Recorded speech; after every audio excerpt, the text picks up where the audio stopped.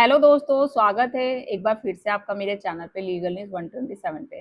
दोस्तों, आज की वीडियो में मैं बात करूंगी एक ऐसे मुद्दे के बारे में जो हजारों महिलाओं की जिंदगी से जुड़ा हुआ है। जी हाँ, बहुत इंपॉर्टेंट वीडियो है। जैसे आपने मेरा थंबनेल देखा ही होगा कि अगर पति खर्चा नहीं देता तो आप कैसे पति से मेंटेनेंस निकलवा सकते हैं। वो महिलाएं जिन पे सच में अत्याचार हो रहा है, जिस जो पति या ससुराल वाले उसके साथ सच में घरेलू हिंसा करते हैं, उसको घर से बाहर निकाल देते हैं, झूठे ब्लेम करते हैं, फिर वापस नहीं आने देते, उसके साथ प्रताड़ित, उसके साथ अन्याय हो रहा है और साथ ही वो पूरी तरीके से अपने पति पर निर्भर थी और अगर बच्चा है तो उसका खाना पीना, अपनी बेसिक ज़रूरतों को पूरा नहीं कर पा रही है, तो उसे मेंटेनेंस नहीं मिल पा रहा है। तो अगर पति ने खर्चा देना बंद कर दिया है या दे ही नहीं रहा है तो पत्नी क्या कर सकती है ऐसी सिचुएशन में? दूसरा, क्या सीधे कोर्ट से पैसा मिल सकता है? क्या बिना डिवोर्स के भी मेंटेनेंस मिल सकता है? और अगर पति कहे मेरे पास कमाई नहीं है तो क्या होगा? कैसे में मेंटेनेंस नहीं मिलेगा? तो आज की वीडियो में मैं बात करूंगी मेंटेनेंस के पूरे कानून को, एक सिंपल भाषा में आपको समझाऊंगी, तो अंत तक जरूर देखना। और सबसे पहले हम समझते हैं कि मेंटेनेंस क्या है। फिलहाल चैनल पर अगर आप लोग मेरे नए जुड़े हैं तो चैनल को लाइक करिए, ज़्यादा लोगों तक शेयर करिए। जैसे आपको हेल्प मिलती है मेरी वीडियो से, वैसे ही और लोगों को भी हेल्प मिले। मेरा मेन मकसद यही है कि आप लीगल अवेयर हो, कानून की जानकारी हो, जिससे आप झूठे केसेस में जल्दी से बाहर निकल सके। मेंटेनेंस कैसे कम करना है, कैसे लेना है, या वो आपको नॉलेज होनी चाहिए। तो मेरा मेन जो वीडियो होता है महिला पुरुष दोनों के लिए ही होता है, ठीक है। और कोई भी अगर आपको हेल्प चाहिए अपने केस से रिलेटेड तो आप कमेंट कर सकते हैं या कॉल पे प्रॉपर बात करिए, आपको लीगल एडवाइस मिलेगी। तो हम बात करते हैं सबसे पहले कि मेंटेनेंस क्या है। सिंपल भाषा में अगर पूछो तो आप लोग ये करेंगे मेंटेनेंस मतलब पैसा। पत्नी एक केस करती है 125 सीआरपीसी या 144 बीएनएस के तहत, जो पति से डिमांड करती है कि भैया उसको पैसा चाहिए। अब अक्सर मैं बात करती हूँ कि उन महिलाओं की जो झूठे केसेस करती हैं, कि भाई उनका मेन मकसद होता है कि झूठे केसों में पति को ससुराल वालों को फंसाना, फिर उनसे पैसा डिमांड करना। जिन्हें नहीं भी पता होता है उनसे वकील या उसके घर वाले कोई ना कोई नॉलेज देता है कि भाई तूने अभी तक पैसे नहीं मांगे, मेंटेनेंस का केस नहीं किया, तो वो चीजें होता है भाई सबक सिखाना। जेल में दिलवा दूंगी पूरे परिवार को और उससे ही पैसा लेके उसी को सबक सिखाऊंगी। आज मैं बात करूंगी कि उन महिलाओं के बारे में जिनके साथ एक्चुअल में रियलिटी में घरेलू हिंसा होती है और जिन्हें पैसा नहीं दे मिल पाता है, पति नहीं दे पाता है। तो सबसे पहले हम समझते हैं मेंटेनेंस क्या है। तो मेंटेनेंस का मतलब जैसे मैंने बताया, रोजमर्रा के जीवन के लिए जरूरी आर्थिक सहायता जो कानून देता है। जैसे कि जो बेसिक हमारी जरूरतें क्या होती है, खाना पीना रहना, बच्चों की पढ़ाई, दवाई, बिजली पानी बिल, किराया अगर रेंट पे रह रहे हैं तो जो भी डेली रूटीन के खर्चे।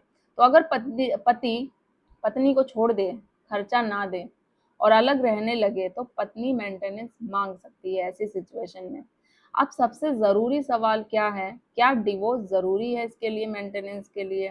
तो इसके लिए नहीं। बहुत लोग सोचते हैं कि तलाक के बाद ही पैसा मिलता है, लेकिन ये गलत है। बिना डिवोर्स के भी पत्नी मेंटेनेंस मांग सकती है अगर वो सही है, उसके साथ सच में हो रही है घरेलू हिंसा, वो अपनी बेसिक जरूरतों को पूरा नहीं कर पा रही, वो पढ़ी लिखी नहीं है, जॉब भी नहीं करती है, और अगर जॉब भी करती है तो इतनी आय इतनी नहीं है कि वो अपने जीवन को अच्छे से मतलब मेंटेन कर पाए, ठीक है। वो महिलाएं नहीं जिन्होंने जानबूझ के घर छोड़ दिया है, झूठे केसेस ऊपर से लगा रखे हैं, अब बिना किसी ठोस कारण के छोड़ के चली गई, तो वो मेंटेनेंस करेगी। उस सिचुएशन में मेंटेन लेना मुश्किल हो जाता है। मुश्किल क्या मतलब समझ लो, नामुमकिन नहीं मिल सकता है। तो आपको साबित करना पड़ेगा कि आपके साथ सच में घरेलू हिंसा हुई है, आप अपनी जरूरतों को, बेसिक नीड्स को पूरा नहीं कर पा रहे हो, ठीक है। तो अगर पति पत्नी अलग रह रहे हैं तब भी ये अधिकार बहुत मजबूत है। अब कानून कौन सा है इसमें, जैसे कि सबसे आप सबको पता ही होगा 125 की धारा, नया है बीएनएस 144। इसके अलावा डोमेस्टिक वायलेंस एक्ट में भी डिमांड करती है कुछ महिलाएं, Hindu marriage act, Hindu adoption and maintenance act. But अगर एक में आपको पैसे मिल रहा है, अगर आप चाहोगे कि डोमेस्टिक वायलेंस एक्ट में भी आप डिमांड करो पैसे की, और किसी अदर सेक्शन में, तो ऐसा नहीं, डबल मेंटेनेंस बिल्कुल नहीं मिलेगा आपको, एक ही मिलेगा। और अगर वो पति लोग जिन पर झूठा केसेस चल रहा है, जो पत्नी मेंटेनेंस डिमांड करती है, आपको लगता है कि 125 में लेगी, फिर उसने एक डोमेस्टिक वायलेंस एक्ट में डिमांड करी, तो आपको दिखाना पड़ेगा कि वो ऑलरेडी मेरा मेंटेनेंस चल रहा है, मैं दे रहा हूँ, तो वहां से आपको कैंसिल कराना पड़ेगा, ठीक है। तो इनके तहत जो भी मेंटेनेंस मांगा जा सकता है। अब सवाल है कौन मेंटेनेंस मांग सकता है। ये नहीं कि सिर्फ ये जो कानून बना गया है सिर्फ वो महिला या उस घर की बहू है पत्नी के लिए बनाया गया है। ये मेंटेनेंस पत्नी, बच्चे, कुछ मामलों में माता पिता भी और यहाँ तक पति भी पत्नी से मांग सकता है। लेकिन आज हम बात करेंगे पत्नी के अधिकार की, बात मैं कर रही हूँ। अगर पति खर्चा नहीं देता तो पत्नी फैमिली कोर्ट या मजिस्ट्रेट कोर्ट जा सकती है। अब सवाल ये है कि पति कहे कि पत्नी खुद कमाती है, तो तब कोर्ट फैक्ट देखेगा, प्रूफ देखेगा कि कमाती है तो क्या वो अपनी जरूरतों को पूरा कर पा रही है, क्या वो अपने बच्चे का पालन पोषण अच्छे से कर पा रही है, उसकी इतनी सैलरी कम है कि वो नहीं कर पा रही है, या फिर अगर सैलरी ज्यादा है फिर भी मेंटेनेंस डिमांड कर रही है, तो फिर तुम्हें नहीं मिलेगा मेंटेनेंस। तो कोर्ट फैक्ट देखेगा। अगर पत्नी की इनकम बहुत कम है और उससे अपनी बेसिक लाइफ नहीं चल पा रही है, फिर भी मेंटेनेंस उसको मिल सकता है ऐसी सिचुएशन में। और अगर पत्नी फाइनेंशियली डिपेंडेंट है तो चांस और मजबूत हो जाते हैं। अब सबसे बड़ा सवाल क्या है कि पति बोले भाई मैं बेरोजगार हूँ, जॉब नहीं कर रहा हूँ, तो क्या इससे ऐसे करने से वो बच जाएगा? तो बिल्कुल नहीं। कोर्ट सिर्फ ये नहीं देखता कि पति क्या बोल रहा है, कोर्ट यह भी देखता है उसके साथ साथ उसकी क्वालिफिकेशन क्या है, उसकी लाइफस्टाइल, उसकी अर्निंग कैपेसिटी, क्या भी जॉब नहीं कर रहा है ना, फिजिकल फिट है ना, उसकी क्वालिफिकेशन क्या है, जॉब कर सकता है, उसको टाइम दे दिया जाएगा। भाई तुम बिल्कुल फिजिकल फिट हो, पढ़े लिखे हो, ऐसा तो नहीं है कि बेरोजगारी रहोगे हमेशा, तो जॉब करके तुम्हें इतना टाइम दिया जाता है, फिर तुम्हें मेंटेनेंस देना पड़ेगा। तो और या फिर उसकी कोई प्रॉपर्टी हो, कुछ भी हो, कहीं से एक्स्ट्रा इनकम सोर्स आ रहा हो, उसकी प्रीवियस इनकम रिपोर्ट, सब चीज़ देखी जाएगी, उसके तहत सब कुछ फिर मेंटेनेंस डिसाइड होता है। तो अगर जानबूझकर इनकम छुपाई जाती है तो कोर्ट इसके खिलाफ सख्त एक्शन भी ले सकता है। तो सुप्रीम कोर्ट ने कहा है कई बार कि पति अपनी जिम्मेदारी से भाग बिल्कुल नहीं सकता है। मेंटेनेंस कितना मिलेगा इसका कोई फिक्स अमाउंट तो नहीं होता है। कोर्ट कई चीजें देखता है मेंटेनेंस डिसाइड करते समय, पति की इनकम, पत्नी की जरूरत, बच्चों की जिम्मेदारी, खर्चा, लाइफस्टाइल एक्सटेंडर, बस। तो कभी 5,000, कभी 25,000, तो कभी उससे भी ज्यादा। तो हर केस अलग होता है, तो केस पर डिपेंड करता है पूरा। अब इसका क्या सिंपल सा मैं अगर बताऊं प्रोसेस क्या है, तो सबसे वन आपको क्या करना पड़ेगा, एक लॉयर से प्रॉपर कंसल्ट करना पड़ेगा। सेकंड, मेंटेनेंस पिटिशन फाइल करनी पड़ेगी। इसके बाद आपको इनकम डिटेल्स और डॉक्यूमेंट्स भी देना पड़ेगा।